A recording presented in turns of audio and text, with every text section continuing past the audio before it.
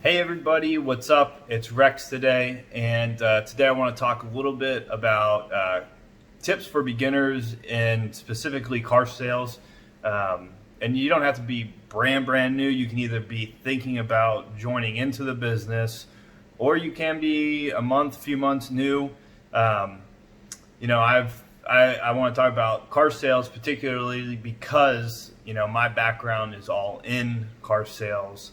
I've worked in car sales for about 5 years, and I did everything from car sales as a sales consultant to I was a desking manager, finance manager, and then eventually became a general sales manager.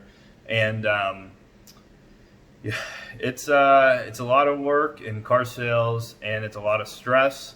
But I have to say the pay is good in car sales, and as long as you're with a good team, it's not that bad of a gig actually. And for somebody that's you don't even need a college degree, you can have high school diploma. I mean, you can make six figures as a sales consultant, finance manager, of course, sales manager, general sales manager. So it's actually a pretty good career, but it is very needing a great team around you in that dealership, because the higher ups, the managers, your general manager, if you have an owner, they can make it a hellhole if you do have anybody that you work for that's very negative or anything like that. But like I said, back to the tips. To go through the tips, the first tip that I highly recommend for new beginners is do not take a day off for a year. So that first year that you are in car sales, I recommend that you do not take a day off. The big thing is that you're brand new in the business.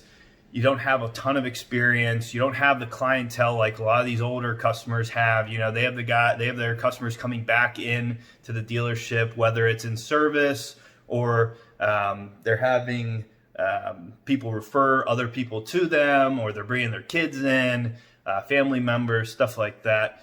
You don't have that yet. So you need to be in the dealership every day, taking every up that you can. That way you can start to build, your reputation at the dealership. That way you can start to build the clientele base. If you're too shy and you don't jump up and take the ups, you don't grab the phone when it rings, it's gonna show, because your numbers, sales is all numbers. So you not having a clientele base already and then not taking those ups, you will start to fall behind, and it will show in your sales numbers, and then your managers will get on you. But firstly, do not take a day off. Surround yourself with the best in the business. So at every dealership that I've ever worked for, no matter if I was a salesman, a sales consultant, a salesman, a manager, I always made sure I had pretty much a mentor, somebody that I knew that I could talk to and kind of watch and see what they did. That way I could continuously better myself or try to mirror what they do. So, my first dealership I ever worked at, it was a GM dealership, so Chevy Buick GMC, brand new. It was in a small town up in Pennsylvania, and there wasn't many salesmen in there, but there were two guys, both named Dave, that, this small dealership, small town, backwoods, nowhere. They sold, 15, 20 plus cars every month. And yeah, they had a clientele base because they've been there 8 and 10 years. But the one Dave, I noticed he was very aggressive with the phone calls coming in. He was very aggressive with people coming on the lot. So he was kind of my first mentor into the game of sales. And, I used to hang out around him a lot because I wanted to pick his brain to see, what is it that he exactly does? How does he handle his customers? I would ask him questions, and luckily he was a guy that he didn't mind helping me out. He was an older gentleman in his, I think 50s or early 60s, but, great guy I talked to, helped me out a ton with, pushing me, especially because he was, as they call, a lot lizard. I don't really consider lot lizards being a bad thing, because I was one. I'd grab every single up that would come on the lot, and people would get pissed that I would do it, But yeah, he was a great mentor. Great, even though he might not know or really think that he was a mentor, he was mentoring me. And you know, I used to get competitive with him, where literally I would sit there at my desk and we had cubicles, and I was on the opposite side, and I would keep my hand on the phone, and as soon as it would ring, he was a race between me and him to basically pick up the phone to get the up. And then also while I was holding the phone, I'd watch literally the entrance to our lot as cars would come on, so that way I could be out the door to greet them before Dave would, because he was extremely like that. He would sit there, read his newspaper, hand on the phone, and one of his eyes would have his peripheral on the lot. But surround yourself with the best in the business. That's how you're going to learn. Third tip is don't get too smart for your own good. And I will say I've seen this a lot of times with new salesmen coming in. You start to train them, you start to work with them, and they start to learn the product. And really, it's like a buildup of the excitement that you're learning all this new stuff, all this cool stuff about this awesome technology in the vehicles, especially nowadays with all the technology in the vehicles. And it's like when they meet a customer, they just throw it all up on them. And, when you do that to a customer, you overload them with too much information. A lot of it they don't really even care about in the car. Most of these people, they come in, they'll tell you, hey, all I care about, I need 7-passenger SUV. I need it to have backup camera, navigation, cooled seats. And that's all they care about really hearing as far as this is why this car meets. But a lot of people, they get too smart for their own good. They think they know everything. They come off cocky to the customer. And a lot of times it's better off to sell dumb. And I know it probably doesn't sound like the best thing, but you'll notice that a lot of people who dumb it down and don't try to be too intellectual about everything in the car, they tend to be the top salespeople. They'll sell a lot of cars, and then these other salespeople who are trying to think too much about it, they're questioning like, how does he even sell cars? He's just falling into deals. And that's not the case. It's actually just because he's simplifying the process, because these people know what they want. They're coming in. Just don't try to force too much down their throat. Give them what they want. Don't try to hold stuff back, but give them everything that they ask for, what they're looking for. And then at the end, once you sell the car, then you can go over everything and give them all that information that you have. But yeah, don't get too smart for your own good. Don't think you know everything. Another thing, a part of that too, I want to say, is presenting numbers. So I've seen kids that they come in and they think they know everything about negotiations. They're already anticipating the people to come up with an objective before they even go out and present the numbers. So they're actually going out and doing it scared. And it's crazy because, it was probably 70%, 80% of the time people would just, as long as you did a good vehicle presentation, you were a good meet and greet, you took them through the road of the sale, which I'll go over in another video. But as long as you did your job with that, they, especially on used cars, they come in and they know the price of the car. They know that it's a good deal. That's why they're there. So don't think that that we're going to have to discount. You're going to have to discount the car hundreds or $1,000 or thousands of dollars, So that's the big thing. But the whole thing is don't get too smart for your own good. Fourth thing, be the best dressed. So yeah, you're new to the business. Yeah, you might not have as much money as you would like. But, there's a lot of ways around coming in ragtag, looking like you've been doing this since the 1970s and having a good look to you. My big thing every time that I sold and I worked in the business is I would shop at Macy's in the clearance rack.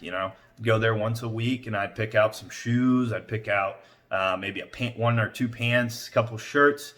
And, you can get these shirts and stuff that are originally $70 for about $15, $20. It doesn't take much to be well-dressed, well-groomed.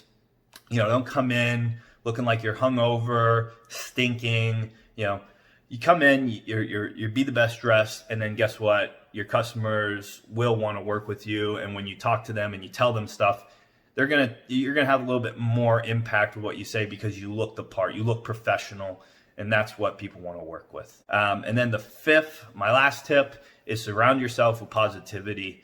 This is huge because, like I said, car sales is a great job as long as you have a great team. But if you ever get into a week or two where you're a little stale, you're not having a lot of sales, you sold maybe one car in the last week or two, and since it is commission based in car sales, you're kind of getting frustrated. You tend to, it's a term called black yourself out. And basically when you say black yourself out, you're basically putting your mindset into, there's nothing good. I'm not going to be able to sell any cars. All these leads are horrible. Everybody's just tire kickers. And, that will take you completely out of the game. I, as a sales consultant, when I was in there, I remember it was a February and I really wasn't even that far behind, but I blacked myself out so much that I asked for about a week off because I just said, hey, the manager's name was Tim. I said, hey, Tim, I'm just having a rough month. If I don't take a week off, I feel like I'm going to have to quit and probably go get another job somewhere else. I'm just very stressed out. And luckily he allowed me to, so, and I came back the next month and I felt great. But I kind of look back on it and I'm like, I should have just stuck it out. I wasn't having that bad of a month, really. I was in second place and I probably could have finished close to first or at first if I would have just stuck it out. So surrounding yourself with positivity, negativity, there's so much of it. You're getting no's all the time. You're getting objections all the time. You got salesmen over here that are selling 5-6 cars a month, and they're sitting there and they're telling you all the bad stuff going on and how horrible it is to work here. And it's like, then why are you working here? But it is, just keep yourself positive, keep yourself motivated, and that will make a huge difference. Towards the end of being a salesperson, I realized that sales is a lot like fishing. So in fishing, you're throwing all your bait out, all your lures out, and you're just sitting there and you're waiting. Just like talking to customers, you're talking to customers, you're taking the ups, you're doing the phone calls, you're interacting with internet leads, and basically you're throwing out all of your lures and you're just waiting for a nibble and a bite. And a lot of times, I'd sold, Volvo was my main brand that I was with. A lot of times with the Volvo customer, they do a lot of research. They're a very knowledgeable customer. They don't need to buy a car. A lot of times it's a luxury. They have the money. They could go buy a Mercedes-Benz, a BMW, a Porsche. They're looking for an experience and a good sales consultant. So, I just, keep myself positive, I'm going to keep talking to customers. I'm going to keep giving them what they want. I'm going to give them the best. I used to send thank you cards for even just coming in and talking to me. And a lot of times they'd come back and 2 weeks, 3 weeks, hell, months later, and they'd say, we never got that. And that's why we decided to come back because of the experience. So, I could have gotten negative a lot of times, which a lot of times I did have a lot of blackouts or black myself out for a little bit, not too much. I just had to reassure myself, hey, this is a process. So don't try to rush it. But yeah, so surround yourself with positivity. You can do it on the daily. I recommend watching a lot of those motivational speeches and videos on YouTube. It's huge. It brought me out of a lot of funks when I was selling cars. But yep, so like I said, 5, don't take a day off for a year. Surround yourself with the best in the business. Don't get too smart for your own good.